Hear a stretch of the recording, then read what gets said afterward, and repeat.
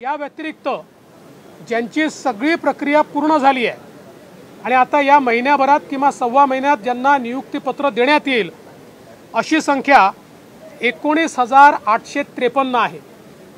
म्हणजे आपण जर बघितलं तर 75,000 भरती करण्याचा आम्ही जी घोषणा केली होती त्याच्या अगेन्स्ट 77,305 लोकांना सरकारमध्ये नोकरी देण्याचं काम याची सगळी प्रक्रिया राज्य सरकारने पूर्ण केली आहे आणि नियुक्तीपत्र दिलेलं आहे आणि देण्यात येत आहे। या व्यतिरिक्त आता जे अंतिम स्टेजला आहे असे पद आहेत जवळपास 31,201 ज्याची प्रक्रिया पुढच्या 3 महिन्यामध्ये किंवा 4 महिन्यामध्ये आम्ही पूर्ण करणार आहोत।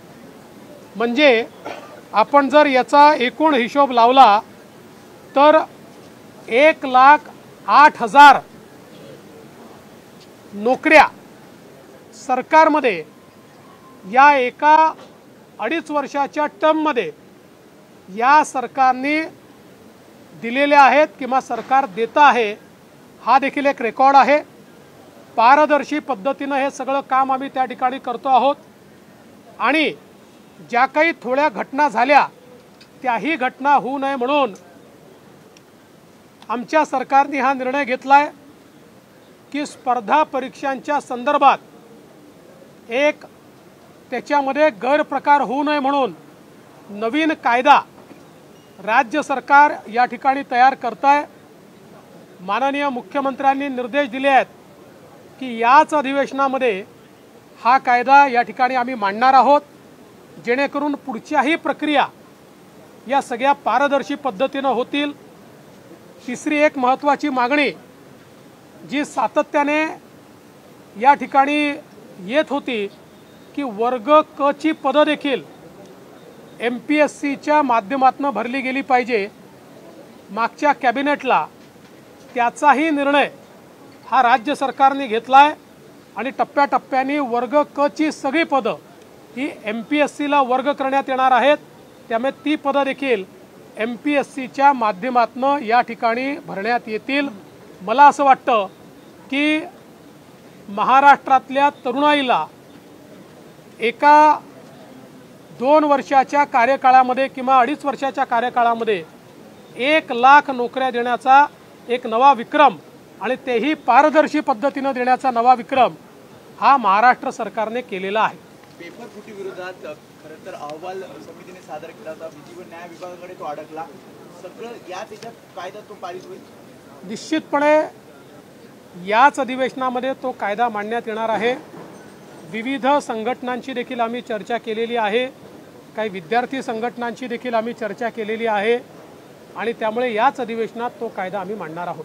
सर 3 नवीन कायदे आजपासून सुरू झालेले आहेत, तुम्ही कसं बघता या सगळ्याकडे? नवीन कायदे सुरू झालेले आहेत। मी माननीय देशाचे पंतप्रधान माननीय नरेंद्र मोदीजी आणि देशाचे गृहमंत्री अमित शहा साहेब यांचं मनापासून अभिनंदन करतो, कारण ब्रिटिशांनी केलेले कायदे इतके वर्ष आपण त्या ठिकाणी वापरत होतो। ब्रिटिशांनी कायदे करताना जनतेची सेवा करण्याच्या उद्देशाने कायदे केले नव्हते, भारतीयांवर राज्य करण्याकरता त्यांना सब्जेक्ट म्हणून वापरण्याकरता त्यांच्यावर त्या ठिकाणी आपलं राज्य चाललं पाहिजे या हेतूने या कायद्यांच्या तरतुदी केल्या होत्या। पण भारताच्या संसदेने नवीन कायदे पास केले आणि ते कायदे आजपासून लागू झालेले आहेत। निश्चितपणे मी याचं स्वागत करतो। अर्थातच कायदे आज लागू झाले आहेत तर काही काळ ते सेटल होण्याकरता देखील लागतील, कारण आता तरतुदी बदललेल्या आहेत, त्याचे क्रमांक बदललेले आहेत। म्हणजे गमतीचा भाग म्हणून सांगतो की पूर्वीच्या काळामध्ये आपण 420 असा एक सर्रास उल्लेख फसवणुकीकरता करायचो आणि हा माणूसही 420 आहे असं म्हणायचो। आता त्याचाही क्रमांक बदललेला आहे, त्याचा नवीन क्रमांक माझ्या माहितीप्रमाणे 318 असा काहीतरी जे काय असेल, 18 असेल 68 असेल मला कल्पना नाही, पण सांगायचा उद्देश आहे की त्याचाही क्रमांक बदललेला आहे। अशा प्रकारे हा सगळा बदल झालेला आहे। अर्थातच याचे सगळे पोर्टल आपण तयार केलेले आहेत, कारण आपण FIRची नोंदणी ही सगळी ऑनलाईन करतो। त्या ऑनलाईन सगळे पोर्टल चेंज करून त्यात नवीन कायदे फीड करण्यात आलेले आहेत त्यामुळे फार त्रास होईल असं नाही आहे, पण निश्चितपणे एक एवढी मोठी व्यवस्था जी 100 वर्षाहून अधिक चाललेली आहे ती आपण बदलतो आहोत, तर ती बदलत असताना त्याला काही महिने सेटल होण्याकरता लागतील, काही अडचणी येतील, त्या अडचणी दूर करण्याकरता देखील व्यवस्था आम्ही उभी केली. नावं बदलून फक्त अशा गोष्टी होणार नाही की आरोप त्याच्यावर होतो की फक्त नावं बदलली तरी न्याय मिळाला पाहिजे याबद्दल. ज्यांनी अभ्यास केला नाही ते लोक असंच बोलतील. अशा कायद्यांवर अभ्यास करून बोलायचं असतं. ज्यांना अभ्यास करायचं नाही, सकाळी उठलं की खोटं बोल, दुपार झाली की खोटं बोल, संध्याकाळ झाली की खोटं बोल, जेवायच्या आधी खोटं बोल, पचलं नाही तर पुन्हा खोटं बोल, अशा प्रकारचे जे खोटे लोक आहेत त्यांना काय उत्तर द्यायचं? त्यांनी वाचावून चर्चा करावी. माझं त्यांना आव्हान आहे, त्यांनी चर्चा करावी. तुमच्या नावाने चर्चा सुरू आहे. काल तुम्ही एकंदरीत एक स्टेटमेंट केलं होतं, त्याला जोडून आता हे स्टेटमेंट जोडलं जाते.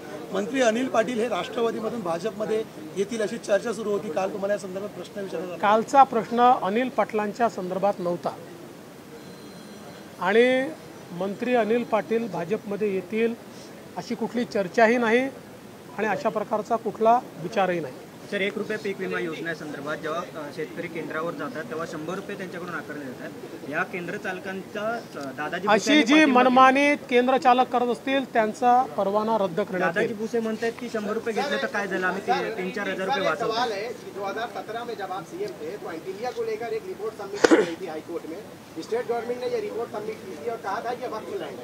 देखिए, आप ऐसे कोई भी प्रश्न कभी भी पूछोगे थोड़ी जानकारी रहती है यार. जानकारी लेके ही बोलना पड़ेगा. सर, अर्थसंकल्पामध्ये योजनांची श्रेयाची वाटेमारी सुरू आहे. तुमची सत्तेची वारी शेवटची आहे. सामनातून आज टीका करण्यात आली. कोण आहेत ते? कोण आहे? त्याला काय उत्तर द्यायचं? कशाकरता उत्तर द्यायचं? तुम्ही कोणाही बद्दल विचाराल ना आम्ही उत्तर देऊ अशी. थोडं आमचे स्तर वगैरे बघा. सर हिंदी में जाना लॉ आज से लागू हो गया है. हिंदी में क्या कहेंगे सर?